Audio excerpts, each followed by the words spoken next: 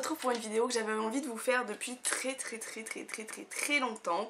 Oui, j'ai le même look que dans ma vidéo favori, mais je les filme à la suite. Donc c'est une vidéo que j'avais envie de vous faire depuis très longtemps et c'est une série en fait que j'ai envie de vous faire depuis très longtemps. J'ai envie de vous faire une série pour les débutants.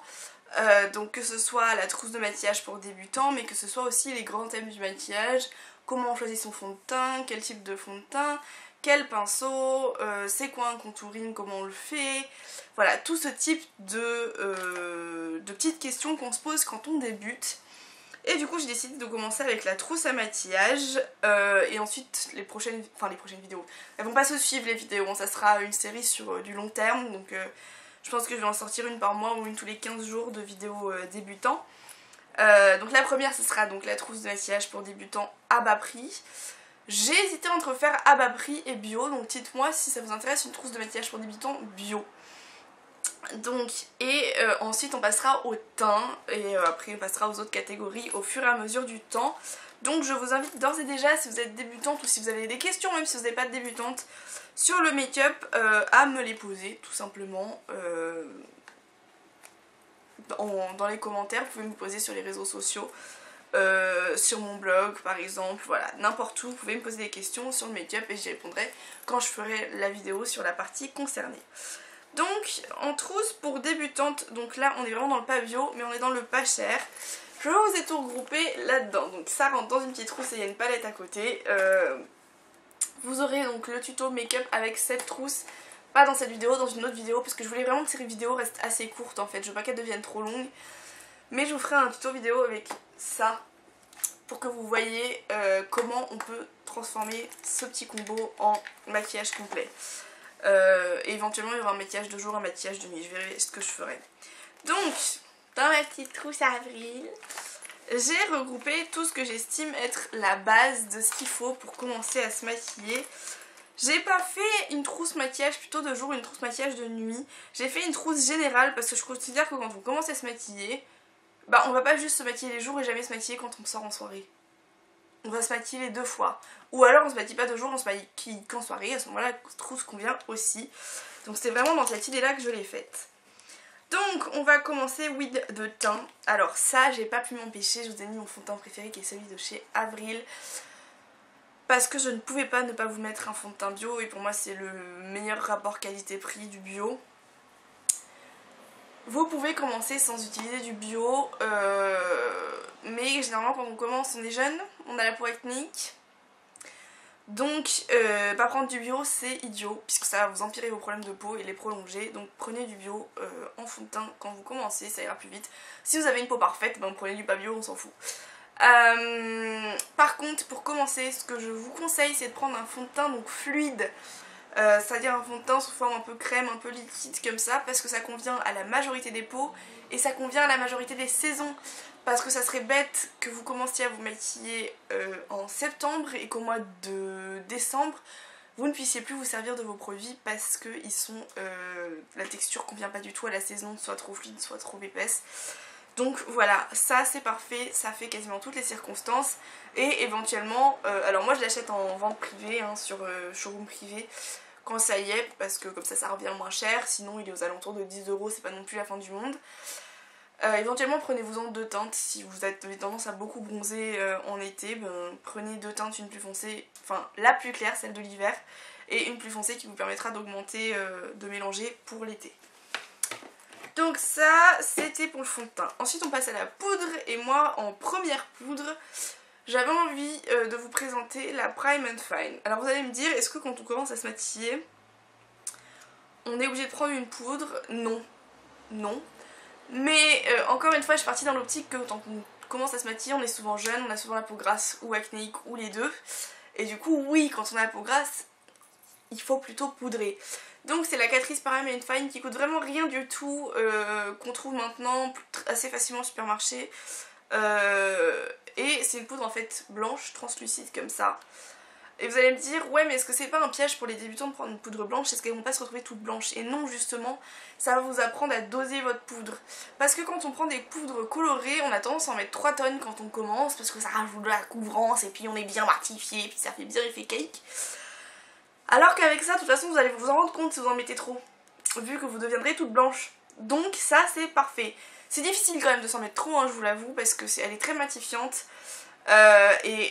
Du coup c'est difficile d'en mettre trop parce que tout de suite vous allez voir l'effet, mais bon, on sait jamais si jamais vous en mettez trop. Et elle marche pour tout en fait, c'est une poudre très fine donc elle se détectera pas sur la peau, que vous ayez des problèmes de pores ou quoi. Elle est très très fine. Donc ça c'était pour le teint.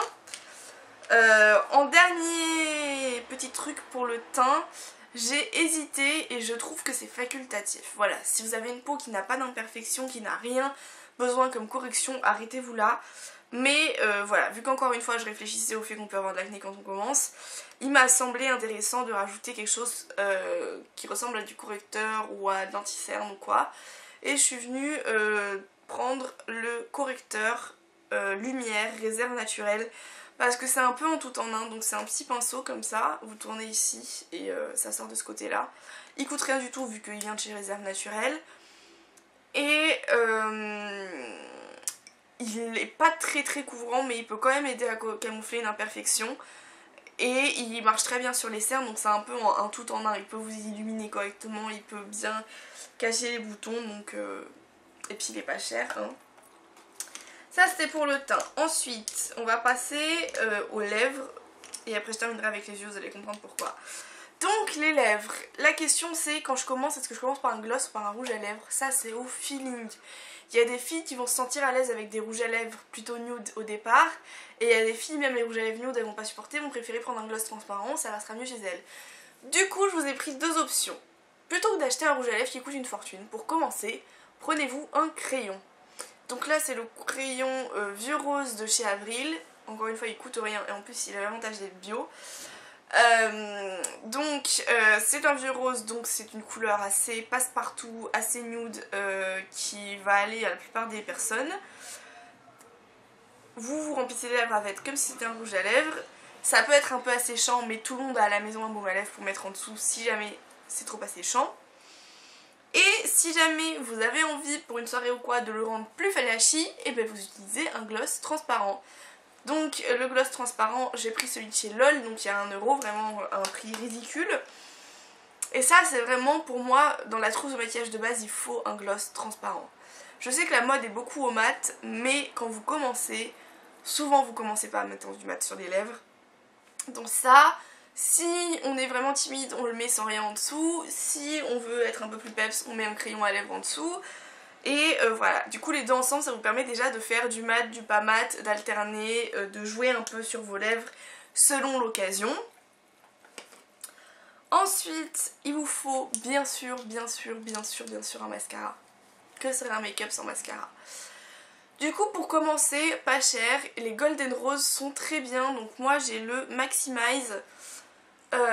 Qui a une brosse comme ceci. Alors par contre la brosse est en picot et si vous avez les yeux sensibles faites attention parce que les picots sont très durs sur les brosses Golden Rose. C'est un peu le seul inconvénient que j'y verrais. Mais ils sont vraiment pas mal pour commencer et il reste quand même, c'est une texture assez fluide le mascara. Donc ça va pas vous faire tout de suite dépaquer, ça va pas vous faire un effet très travaillé, ça va rester assez naturel, donc je trouve ça pas mal pour commencer. Et en plus selon vos cils, il y en a toute une gamme, donc vous n'êtes pas obligé de prendre le Maximize. Le Maximize est plus pour recourber et définir les cils. Mais alors ça, même sans vous y connaître, vous pouvez voir si vos cils sont déjà bien courbés, s'ils sont raides, s'ils sont courts ou s'ils sont longs. Et du coup directement en magasin, cherchez. Donc si ils sont raides, vous prenez plutôt du volume et du recourbant. Et s'ils sont clairsemés, vous prenez du volume bien sûr. Et s'ils sont courts, vous prenez de l'allongeant. Voilà, c'est un peu la base. On en reparlera sans doute de mascara dans une vidéo dans cette série débutante. Et ensuite, il me semblait important de prendre une palette. Alors, je sais qu'on n'est pas obligé de commencer avec une palette, notamment si on a l'intention que de se faire des maquillages de jour pour aller au boulot. Mais je vais vous expliquer pourquoi j'ai pris une palette. Donc ça c'est la Eye Lips Face, celle à 6 €, donc vraiment un rapport qualité-prix excellent. C'est la 32 couleurs, alors je sais plus laquelle j'ai, j'essaierai de vous retrouver sur le site. Moi c'était ma première palette et comme vous voyez il y a pas mal de fards qui sont très creusés, hein. Je m'en suis vraiment servie. Pourquoi je l'aime beaucoup? Parce qu'elle permet de faire tous les types de maquillage. Vous voulez un nude, vous prenez la ligne du haut. Vous voulez un peu de couleur pour une soirée, il y en a aussi. Ils sont très poudreux par contre comme fard, mais quand on commence, est-ce que c'est grave? On passe avec un petit mouchoir en dessous. Ils sont pas trop pigmentés, ça vous évitera de faire des bêtises, mais ils se pigmentent quand même. Et puis au pire, allez regarder ma vidéo de fixateur de maquillage, ça coûte vraiment rien et ça peut marcher même pour les débutantes.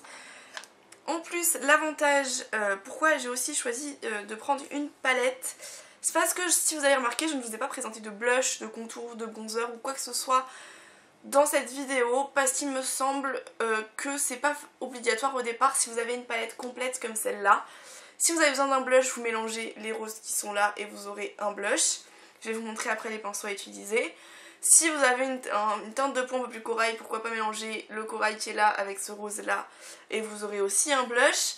Si vous voulez du bronzer, vous prenez la teinte ici qui est légèrement irisée et marronnée, pardon celle-là, et ça vous fera un bronzer. Si vous voulez un contour, vous prenez ce marron mat qui fera très bien le contour. Donc c'est pour ça que je trouve ça très intéressant de prendre cette palette là, parce qu'elle peut tout vous faire, aussi bien sur le teint que sur les yeux. Et du coup avec cette palette il faut que je vous présente des pinceaux. Donc je vous ai pris 2 pinceaux, mais c'est pour vous montrer le type de pinceau en fait, parce que je ne vais pas vous préciser de marque en particulier. Si vous ne savez pas où aller, allez prendre les pinceaux de chez ELF pour commencer, ils sont très bien. Mais c'est pour vous montrer les types de pinceaux qui me semblent essentiels pour commencer. C'est un pinceau plat comme ceci. Ah oui, pour info, moi j'ai commencé avec les pinceaux ELF, c'est juste que bah, effectivement c'est pas la meilleure qualité du monde, donc du coup les miens sont morts et je les ai jetés, mais ils sont très bien pour commencer, ils vous dureront bien 2, 3, 4 ans avant de vous lâcher hein, les pinceaux ELF. Donc un pinceau plat comme ceci, donc un pinceau plat c'est un pinceau qui applique sur la paupière et qui est comme ceci tout plat, donc pas épais. Et un pinceau pour venir mélanger vos fards, donc un pinceau estompeur, comme ceci, c'est un petit pinceau touffu, comme ça. Petite astuce, pourquoi pas acheter un pinceau double embout, et pour ça, allez voir chez Emma. Par contre, chez Emma, certes le prix est pas cher, et certes vous trouverez des doubles embouts, mais testez-les sur vous, parce que selon le pinceau, chez Emma, il y a beaucoup de... comment dire, de qualités différentes en fait. Il y a des pinceaux très bien et des pinceaux très pourris chez Emma, donc voilà, allez y faire un tour et testez-les directement sur vous, ne les achetez pas en ligne chez Emma. Chez ELF vous pouvez y aller quasiment les yeux fermés, ça ira très bien et c'est pas cher non plus. Donc pour commencer, je vous dirais qu'il vous faut 2 pinceaux pour les yeux et un pinceau pour le teint et c'est tout.